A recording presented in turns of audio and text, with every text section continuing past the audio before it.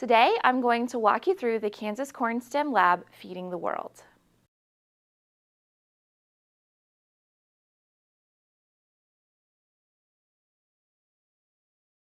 Hi, my name is Lacie and I am a lead teacher for Kansas Corn. Today we're going to walk through the Kansas Corn Stem Lab Feeding the World. It is all about showing kids how GMOs can be a lot more approachable than they think. We're going to be using the Bio-Rad Bacterial Transformation Pico Kit today, and so I'm going to walk you through how to set it up. We've had lots of questions about this, and I want everyone to feel comfortable.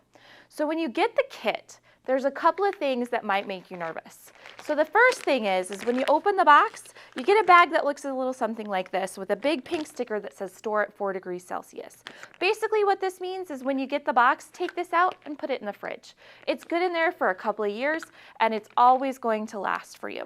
So once you're ready to set this up with your students, you want to prep a couple of days in advance because you need to make some of these agar plates. So I'm going to walk you through how to make this little guy right here.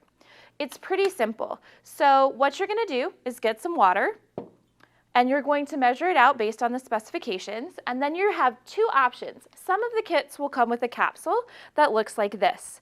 This capsule has all of the nutrients that bacteria will need when you need it to grow, or it might come in a little baggie that looks like this. This is the same thing. So we've got LB agar and LB agar. It is all the same. If in my kit today, we had it in a powder form. So once the powder comes out, it looks a little bit like this. And all we have to do is take this and add it to our water. Now in my lab, I like to use a microwave for this next step, where we actually are going to heat this up to a boiling, and it's going to basically change color on me. So right now it's very powdery in there, it's not very well mixed. But as I heat it in about 30-second bursts, it's going to boil and start getting clearer and clearer. So it's going to look a lot more like this. Okay? This is basically like a form of gelatin like you would make at home. So as it cools down, it's going to set up. So you need to make sure that before you pour it into your plates, it's nice and cool to the touch so it doesn't burn your plates and most importantly, doesn't burn you. To get your plates ready once you have your agar ready, all it takes is to open up your plates and get a Sharpie. So your plates come in a bag like this, and they are sterile plates. Once you open up the bag, you need to use these so that they don't become contaminated with other foreign materials. The best thing to do is to label the bottom of your plates. So the plates open like so. The larger portion is the top, the smaller portion is the bottom. So all it takes to label these is a Sharpie. I like to label mine on the edges so that you can still see the clear field in the middle. So there are 4 kinds of plates that your students are going to be needing, but through a little trick of prep, we only have to prep 3 things, and really, it's only 1. So everything that we have in here so far is just our LB broth, and you're going to need some of that LB broth and just plain LB plates. So what you can do is you're going to take that LB plate, you're going to flip it upside down so that the big part is on the top now. Now I take my agar that's already cool to the touch, I open up the lid, and I pour it in to where it just covers the bottom of the plate. Okay? And if I've set this up correctly, all I have to do is move down the line. So this is how you pour all of your LB plates. It's pretty simple. All it is water, your powder, heat, and pour. The next step of this is you're going to want to pour your LB ampicillin plates. And in our fun little baggie here that we put in the fridge, we also had a little vial that says ampicillin. It has a little metal tab on the top. You pour this, peel this off. It's going to be freeze-dried, so you're going to want to rehydrate it with a little bit of the transformation solution. All it takes is 3 milliliters of transformation solution into this, shake it up a little bit, and then you're ready to go. Once you have that done, you're going to take the lid off, and you're just going to pour it into your broth. So now that you've poured that in there, this little vial is trash. Throw it away. You don't want to mix things up here, okay? So my next plates not only have LB, but they also have ampicillin. So on these plates, I'm going to write LB amp, so I remember. I swirl around with the added ampicillin in here. I want to make sure that it's nice and distributed in there. I flip my plates over and I pour. A nice, even, smooth pour will decrease the amount of bubbles that you end up, and it will help your students later because they won't feel like those bubbles are actually colonies. Okay? Now notice I'm keeping my plates with the big side on the top, so the lid is on the top right now, because it's still liquid on there. Later we'll flip them over, but not quite yet. The last set of plates that you're going to mix up is also got a special sugar in it called Arabinose. This also needs to be rehydrated with 3 milliliters of your transformation solution. This one you want to do a little bit in advance. This takes about 10 minutes for this Arabinose to actually get itself fully dissolved into the transformation solution. So you might sit there and do a little shake, shake, shake, just to make sure that everything in the bottom gets loosened up. And you'll be able to see the cake floating up and then dissolving.